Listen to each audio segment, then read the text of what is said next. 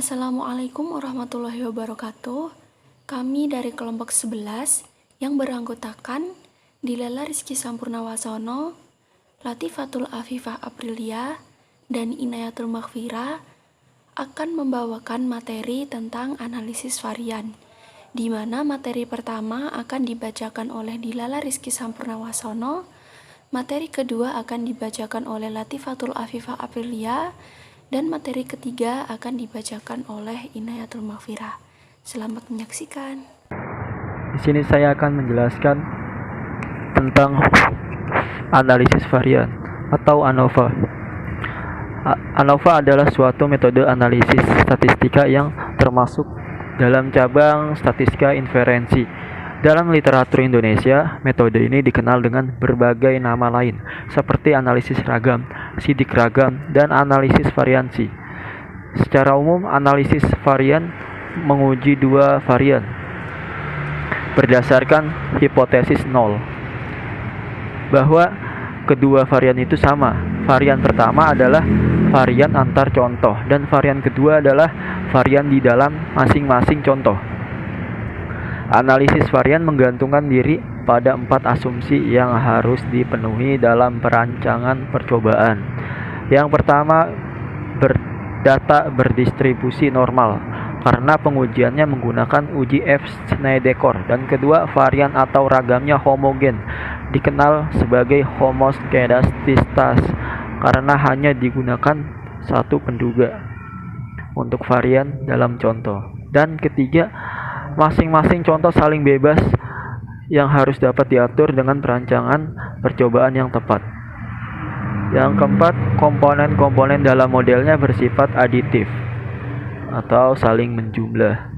Analisis varian relatif mudah dimodifikasi dan dapat dikembangkan untuk berbagai bentuk percobaan yang lebih rumit.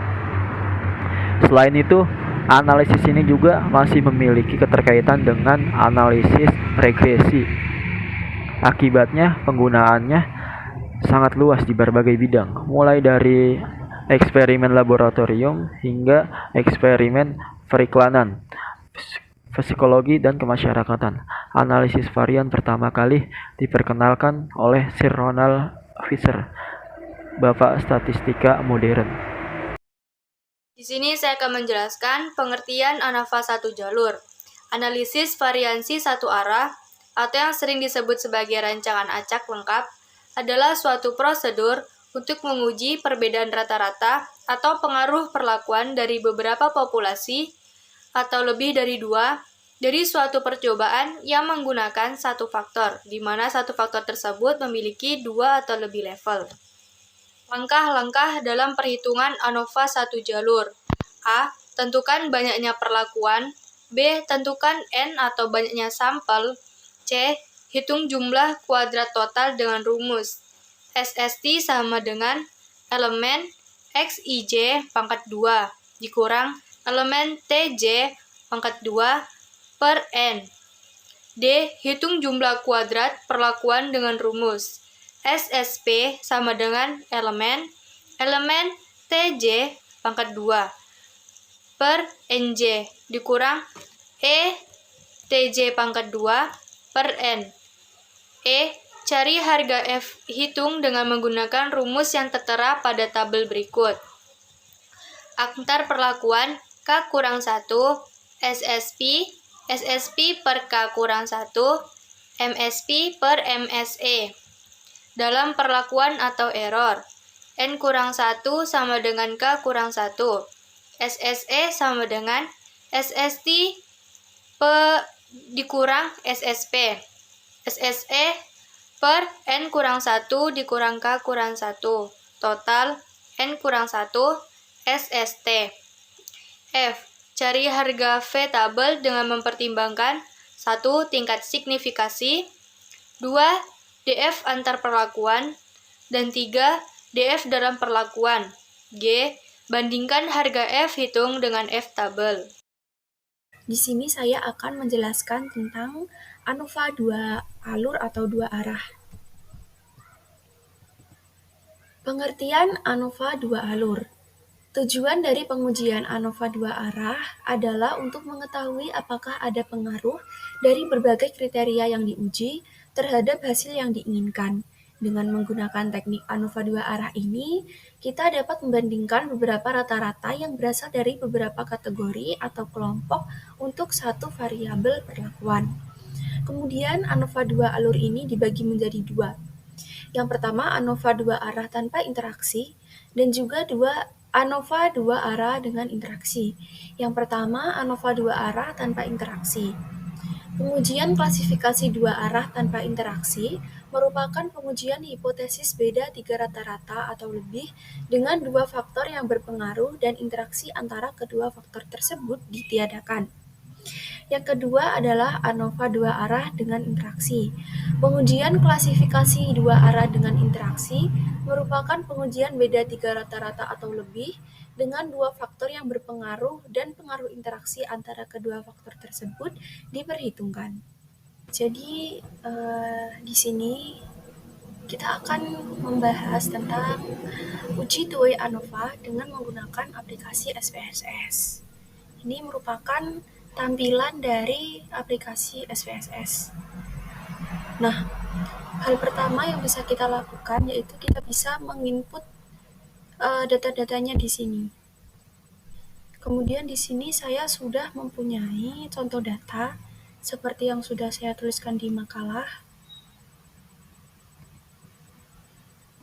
Nah, hal pertama yang kita lakukan adalah menginput data-data ini ke dalam aplikasi SPSS. Caranya, pada bagian name ini saya tuliskan hasil.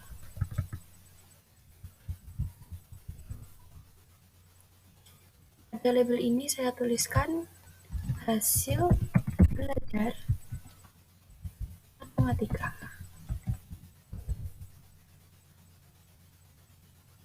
Kemudian di sini saya tuliskan pendidikan.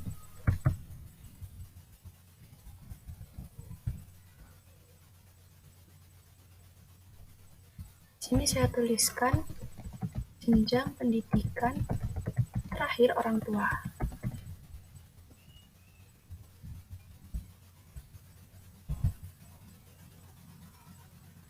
Nah, setelah ini kita tuliskan kelamin.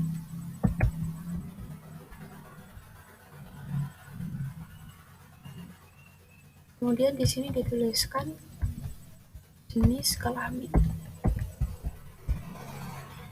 Selanjutnya, untuk jenjang pendidikan terakhir orang tua, kita akan membuat value untuk kategorinya. Saya klik pada ini. Nah, kemudian value-nya kita tuliskan 1. Untuk label, saya tuliskan kode 1 itu SD.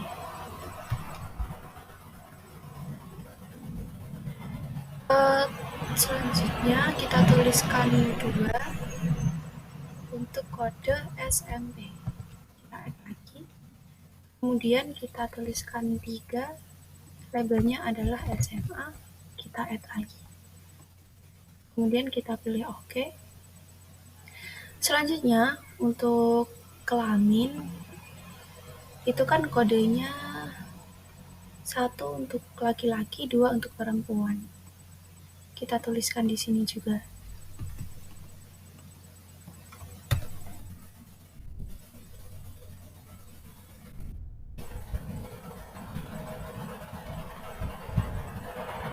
Kita klik add, kemudian kita tulis yang perempuan.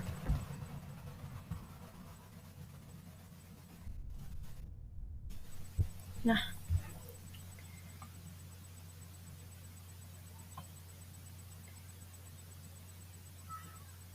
desimalnya kita tuliskan 0 semua. Selanjutnya, saya klik data view. Nah, otomatis nanti di sini akan ada ini, tulisan hasil pendidikan dan juga kelamin. Selanjutnya, yang bisa kita lakukan yaitu ini memindah data ini ke dalam SPSS. Caranya yaitu diblok terlebih dahulu, lalu di copy, lalu dipastekan di sini.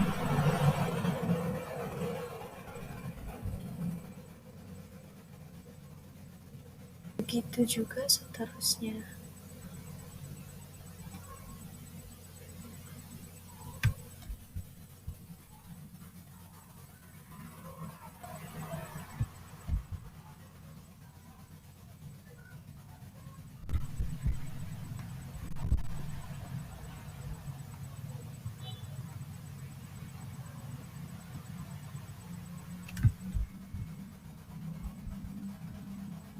Terinput 42 data.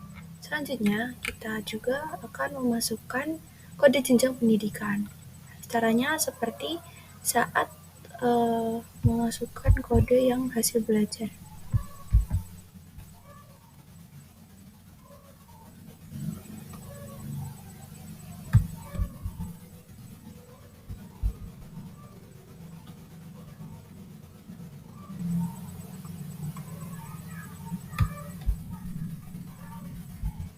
Baik, sudah terinput semua. Kemudian kita akan memasukkan data yang kode jenis kelamin.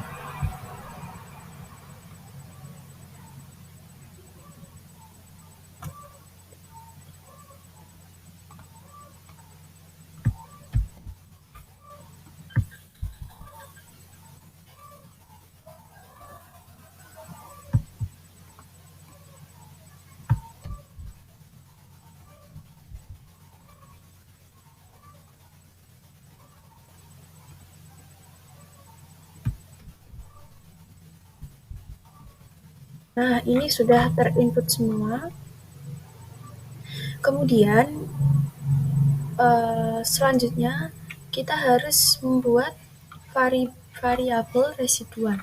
Caranya yaitu dengan memencet analyze, kemudian kita pilih general linear model, kemudian klik univariate.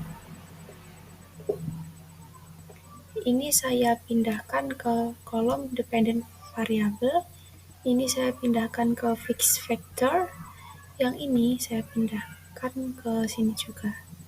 Kemudian saya pilih save, kemudian saya beri tanda klik pada ini, standarized.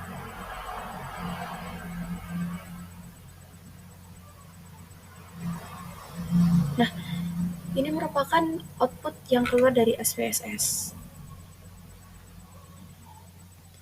Maka di sini akan muncul variabel baru.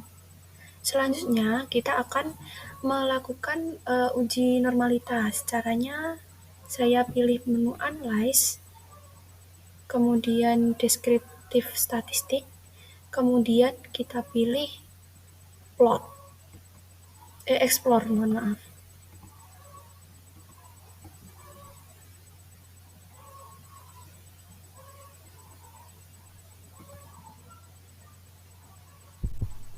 Nah, kemudian kita pilih standarized residual ke dependent list. Kemudian saya pilih plots. Saya beri centang pada normality plot with test. Kemudian saya pilih continue. Saya klik OK.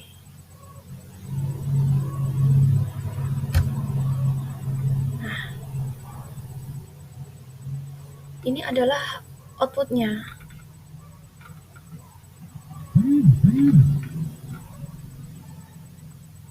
Nah, ini merupakan hasil dari tes normality.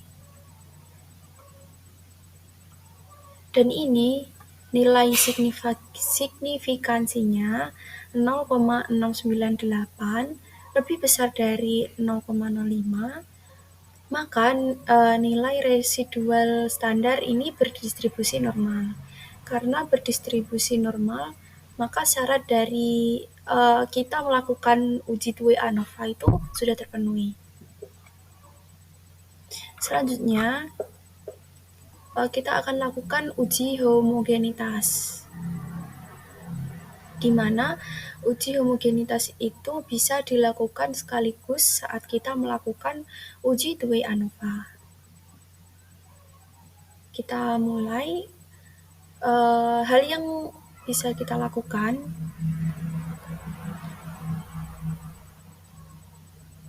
yaitu klik data view.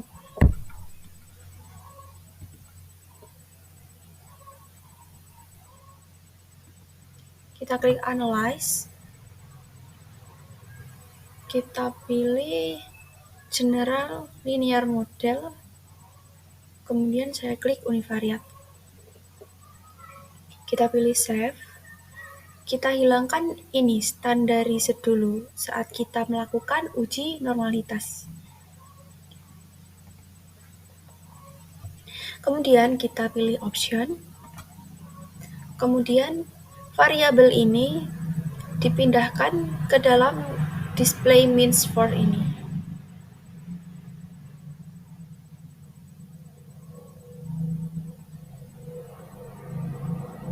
Nah, seperti ini.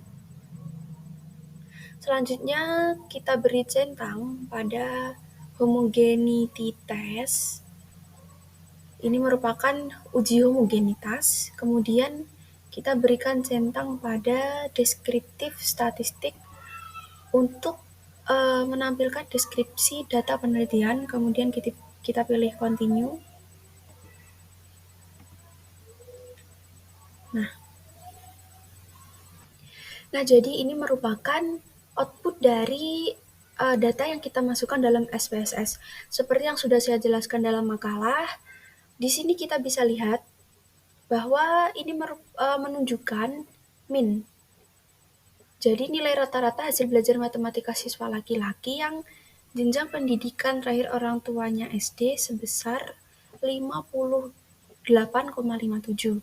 Sedangkan nilai rata-rata hasil belajar matematika siswa perempuan yang jenjang pendidikan terakhir orang tuanya SD ini hasilnya 61,43. Kemudian ada output ini. Jadi di sini diperoleh nilai signifikansi sebesar 0,748. Karena nilai signifikansi itu lebih besar dari 0,05, maka dapat disimpulkan bahwa varian variabel hasil belajar matematika adalah homogen, sehingga asumsi homogenitas dalam uji Dewey ANOVA terpenuhi. Kemudian output keempat ini. Nah,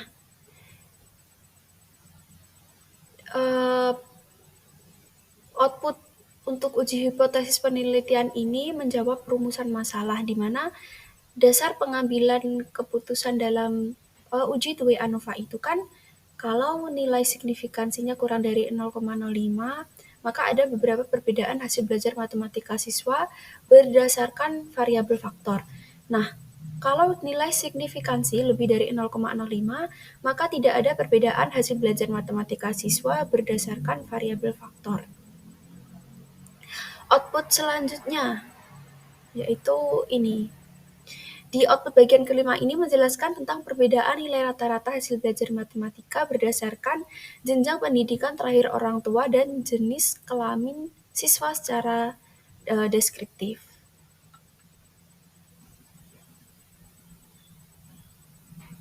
Nah, pembuatan kesimpulan dalam uji Dewey ANOVA ini diperoleh nilai signifikansi sebesar kurang dari 0,05 sehingga dapat disimpulkan bahwa ada perbedaan hasil belajar matematika siswa berdasarkan jenjang pendidikan terakhir orang tua. Kemudian diperoleh nilai signifikansi sebesar 0,685 yang lebih dari 0,05 sehingga dapat disimpulkan bahwa tidak ada perbedaan hasil belajar matematika siswa berdasarkan jenis kelamin siswa. Bisa kita lihat di sini. Kemudian nilai signifikansi sebesar 0,490 lebih dari 0,05, maka dapat disimpulkan bahwa tidak ada interaksi jenjang pendidikan terakhir orang tua dengan jenis kelamin siswa dalam menentukan hasil belajar matematika siswa. Kita bisa lihat hasilnya di sini. Sekian yang dapat saya sampaikan, kurang lebihnya mohon maaf. Wassalamualaikum warahmatullahi wabarakatuh.